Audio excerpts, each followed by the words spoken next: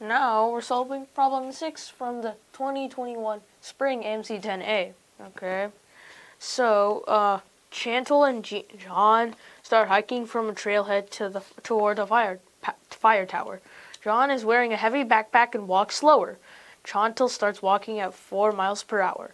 Halfway to the tower, the trail becomes really steep, and Chantal slows down to 2 miles per hour.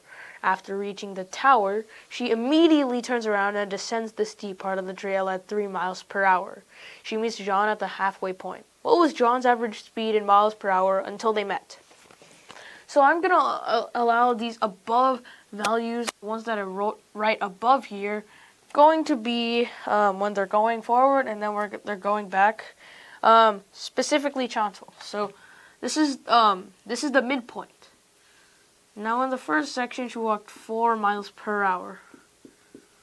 Okay, now what we do here is we want to set a time. So we want to set a time. Let's say that this entire length is 4 miles. That means that this is the halfway point. This is also 4 miles. 4 miles.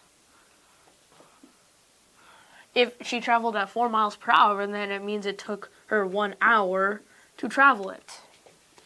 Okay. Now, halfway from the tower, it becomes really steep, and she slows down to 2 miles per hour. 2 miles per hour. Now, this is still 4 miles. It takes her now 2 hours to travel 4 miles since she slowed down by half. Okay. Now after reaching the tower, which is here at the end, she immediately turns around and descends the steep part of the trail at 3 miles per hour. 3 miles per hour. This means that she traveled at it took her 4/3 of an hour to travel back. And right here, when she's traveling back, she meets John.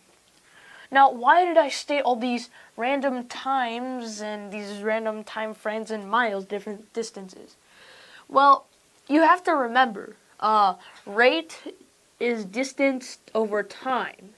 If we set a value for time and then get a value for distance, they will keep essentially the same ratio, and we can use this property to solve this problem. We can add up all these times, 1 hour plus 2 hours plus 4/3 of an hour. This is going to be 3 plus 4/3. Let's see. So this is going to be over 3. This is 13 over 3. That's the time in hours. Okay, that's the time she took. That's the time that's also the time that Jean took from the beginning to the midpoint. Okay. Now we want the distance. Well, the distance here is always 4 miles. So 4 miles over her. So 4 miles over her constant rate of time, 13/3. This is going to be 12 13s, which is going to be our answer.